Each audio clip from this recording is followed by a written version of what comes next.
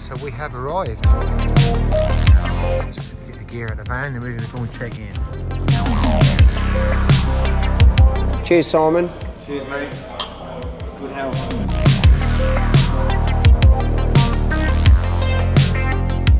Well, morning everyone. So it's a lovely day outside, and after a good night's rest here at our accommodation, it's time for breakfast. Then we're going to move on down to the show. So come along and enjoy.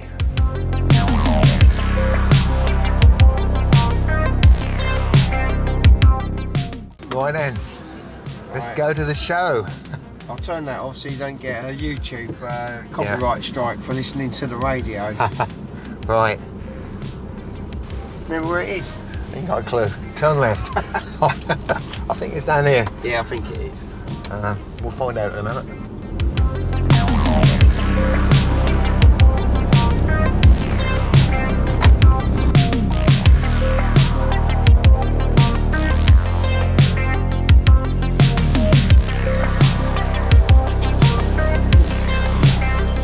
Right, let's see if we can find Bob and all the others. Where did we start? It's Bob.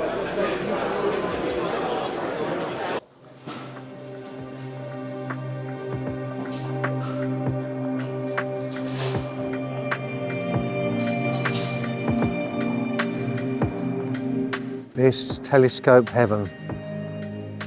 Just look at those. Isn't that a fantastic sight? Wow.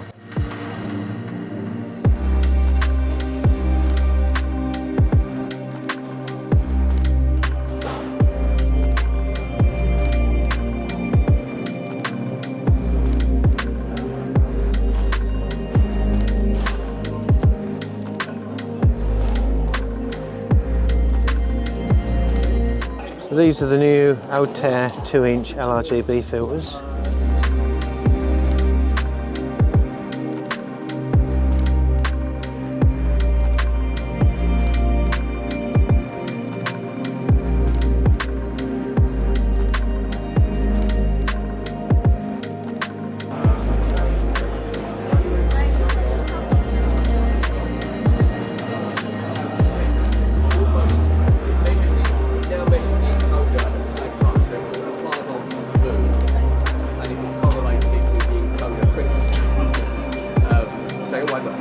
I'm not moving enough, I need to give it a nudge. So then I'll ramp.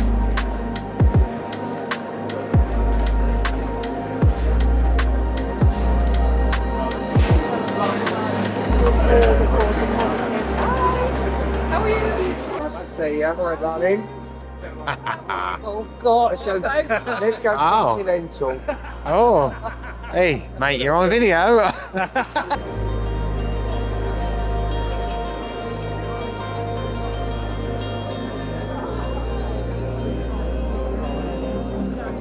I'm going to say hi to Razin. I don't know that. Hello, it's good to You see know you. me. And so, Razin, are you here to buy anything today? Who knows? Who knows? I have the credit card with me for better or bad That's decision. dangerous. They've just upped the limit as well. Oh dear. So, In the market for the odd filter here or there. yeah, some lovely filters on the Altair store. Yeah, I'll be looking down there. Normally just booting around, see what's going on. I might want another mount, but Another might be out of mount? budget. Yeah, Oh dear. might be out of budget. Yeah, me too, yeah. Well, enjoy yourself. It's great to see you. And Thanks, Simon. Thanks for talking to me, mate. Enjoy the show. And you, thank you. Cheers.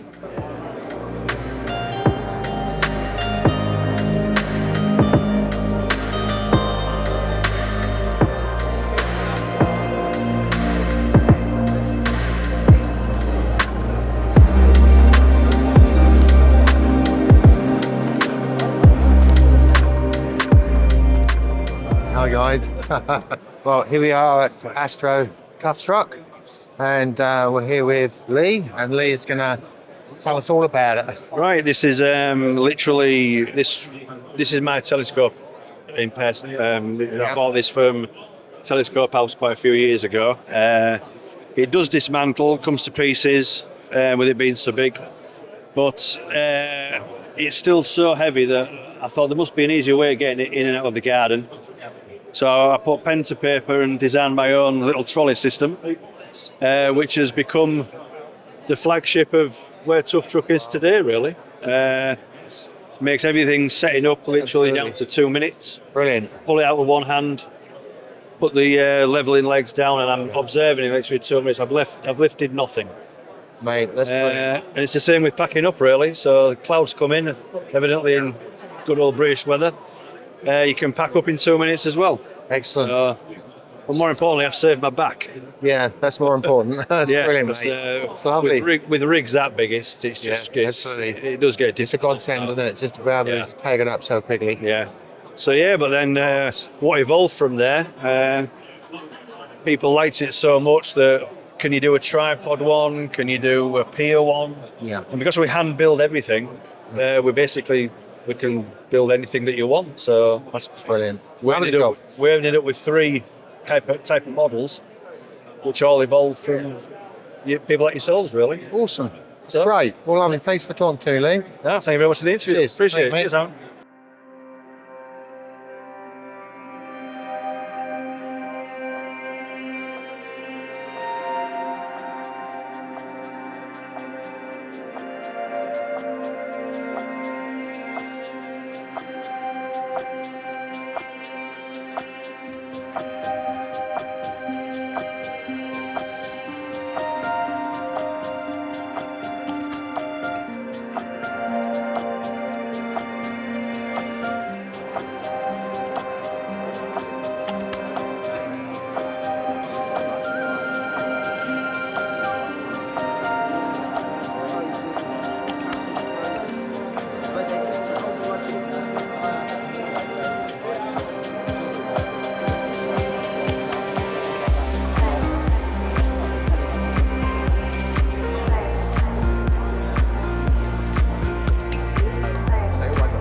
I'm not moving enough. I need to give it a go. So then I'll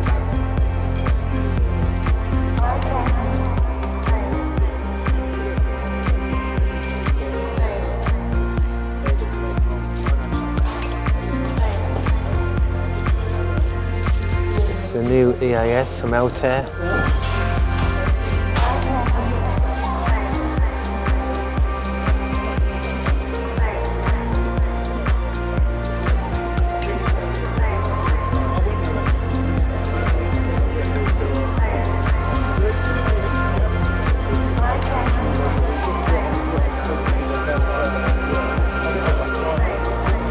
This is a 3D printed, very accurate star tracker, and it's been designed by. I'm saying Gator. Do you want to tell me about it? Do you want to? Yeah. Okay. I'm gonna tell you more about it. Maybe I will tell you my motivation to build it. Yeah, sure. When I was starting out with astrophotography, I had a problem. There was no open source amount that anybody can go download it and make it yourself. Yeah. So I had decided to build my own. Excellent. And it can rival commercial star trackers Oh, brilliant. in many locations. The few key points that the star tracker have is that it's highly accurate. It has a periodic error of just 10 to 15 arc seconds, which is really good. It's modular, so you can choose if you want to have a polar scope, laser, or if you want to even your phone for polar alignment. Yeah. Then it's portable alight. You can fold the tracker, and then it weighs just 1.4 kilos. Yeah. So you can just go, pack it in your backpack, go and hike with it. What would one like this cost you? 259 pounds. £259, yeah. 259 pounds, yeah. Is that everything you need? Everything you need fully build it with laser. Excellent. That's lovely. Thanks for talking to me. Yeah.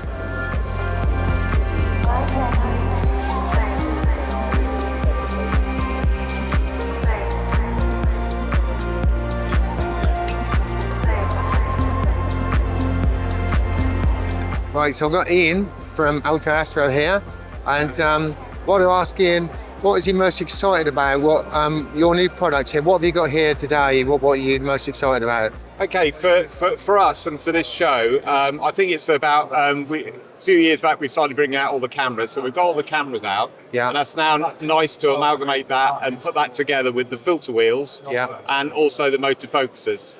So they're the two main new products that we seem to be selling a lot of now. Yeah, and there's a selling lot them. of interest. Good. And the fact that the bigger filter wheel, the large filter wheel, is a 2-inch 7-position filter wheel. Yeah. Which means that if you're doing mono, you can now get your LRGB and your whole narrowband set all in one filter wheel. Great. Which makes it nice and light. Absolutely. Yeah, so that's Great probably our idea. most exciting product. Brilliant. And they're selling well, yeah? Do you think you'll sell out today? Well, we're hoping to sell out today. Yes, excellent. yeah. We bought plenty Good. with us, but they are going quick. That's great. Well, lovely. Well, thanks for talking to me, and No good luck problem. for the rest of the show. Thank you very much.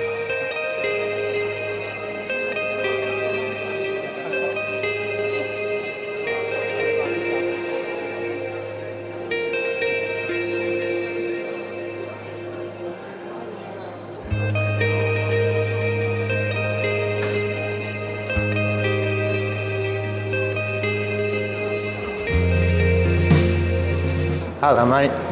We all want to know, did you bring Bunny with you? Hey. Bunny's busy playing chess with Liechtenstein this weekend. Brilliant.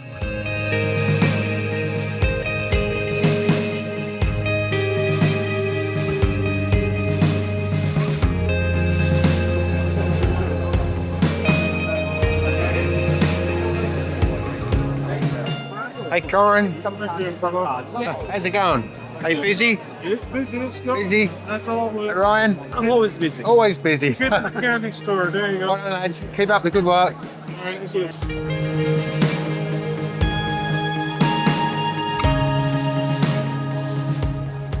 Right, so look who I've found lurking in the corner.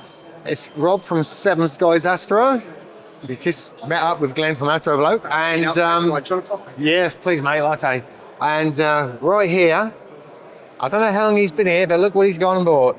Would you like to tell me what you bought, Rob? Yes, I bought the Ultra Astro 26C. Very nice. Oh, dear. I'm certainly looking forward to getting them. Yeah, brilliant, mate. It's a lovely camera. 26C is great. Oh, wow. So is this all you're buying today, or is the credit card No, maxed out? that's it for today. That's it. Nice, man. So I apologise for any clouds we're going to have for the next 6 months. Right. Well, we look forward to seeing it on your channel soon, mate, and enjoy yourself. Have a good show. Yeah, we'll do it, mate. Cheers, mate. Say hi.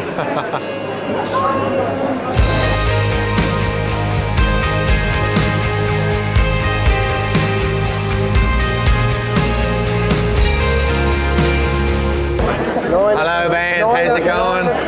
Hey. And do you know what? I've got from here.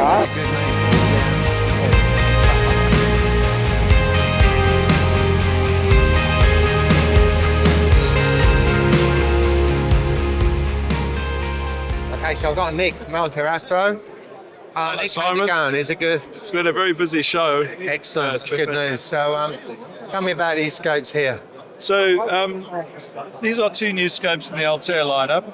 Right. And we have a 60mm dual ED quad, which has got 4 elements. It's a modified Petzval design. Lovely. And then we've got a 17mm as well. Both telescopes are f5.0 focal ratio. So what's cool about these scopes, what's different about them, is that they have a collimation plate on the back. So you can collimate the telescope to your camera sensor. Because often, you know, camera sensors might be slightly tilted, or you might introduce accessories into the optical train. So you can compensate for that by adjusting these screws.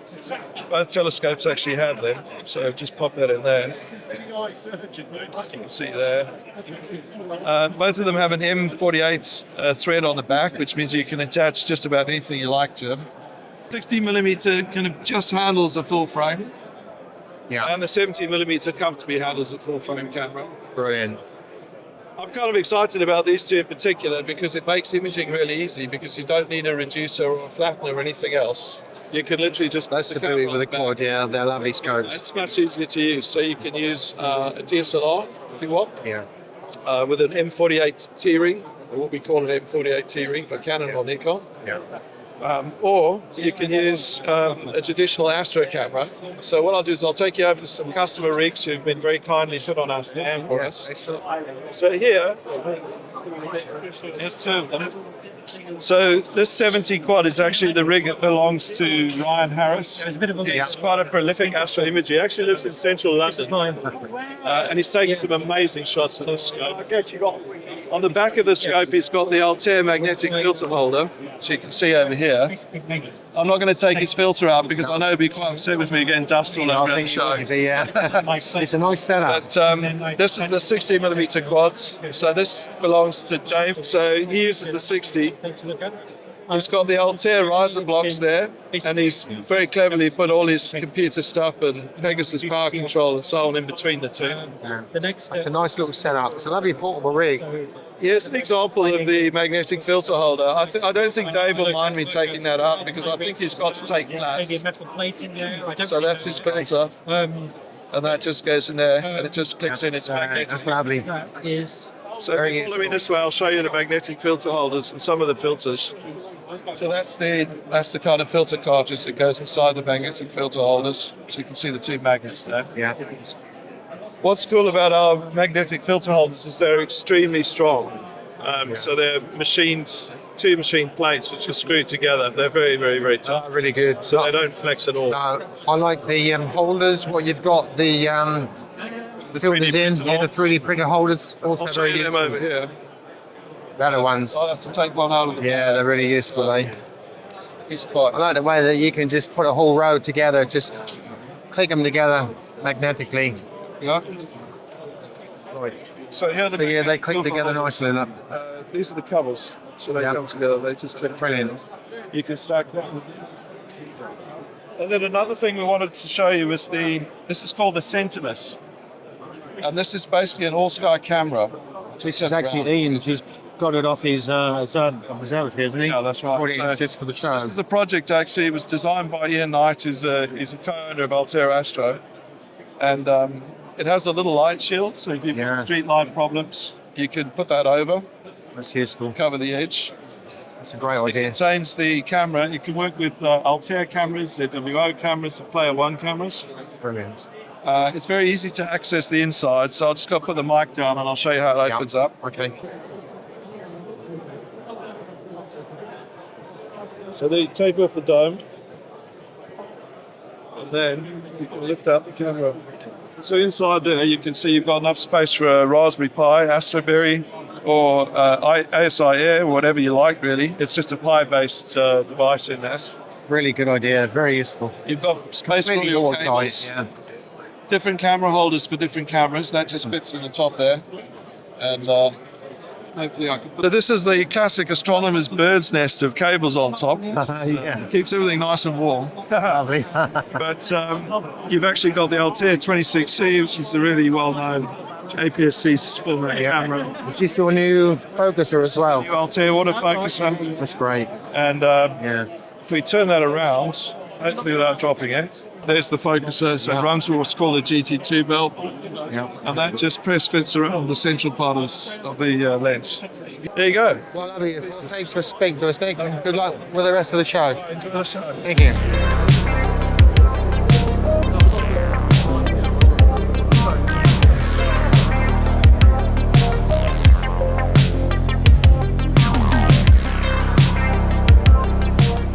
Like to introduce yourself and what have we got here today? Oh, we have a large aperture solar telescope here. So it can provide large, high resolution HF and calcium images. You can see the images everywhere around this telescope. So this is a solar Newtonian with a special coating. And this special coating reflects back HF and calcium spectra that provides us a heatless and high resolution for our SLO filters. I mean, that's amazing. What is a novelty here? It's a special innovation that we have a special coating on the primary mirror. That's an interference coating, that's aluminumized, and this interference coating lets the 4/5 of the energy goes through the mirror. So what is the focal length of this scope? So this is a 30 centimeter mirror, 12-inch mirror, and there is the primary mirror has a focal length of 1,200 millimeters. Yeah. But the corrected focal length is 6,000. So you can use it at 6,000. That's amazing. 6,000. The focal length, yes. That's an awesome scale. You need the 6,000 millimeter to provide high resolution images. Absolutely, yeah. Brilliant. Oh, very good. Well, lovely. Thanks for talking to me very much. Thank you very much. Thank you.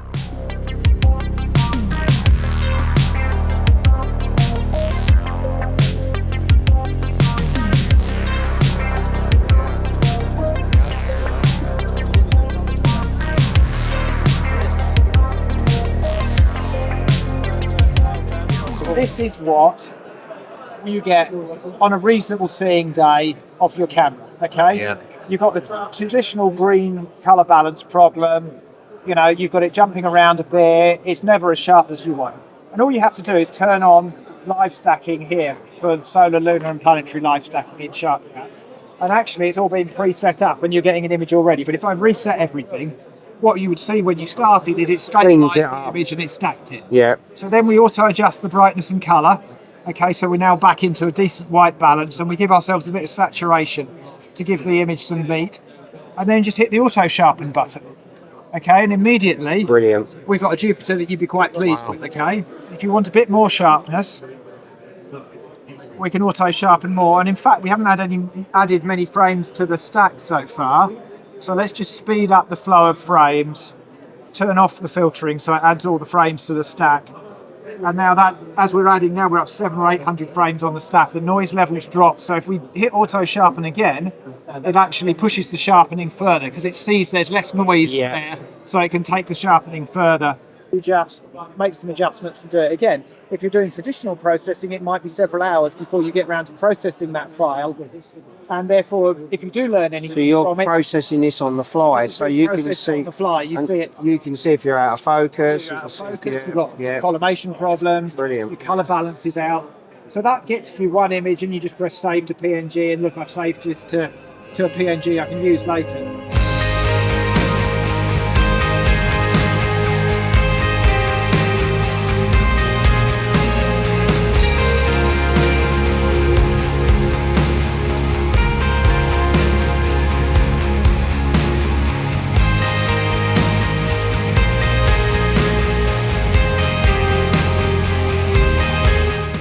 Another day done. Time to go home. Who are these random guys just gate crashing my video?